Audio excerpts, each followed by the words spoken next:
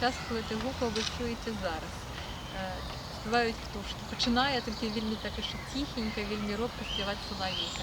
Соловейки – це гук лошиці от гэтага часу, травень, пачаток червня, тут зимує на соловейки.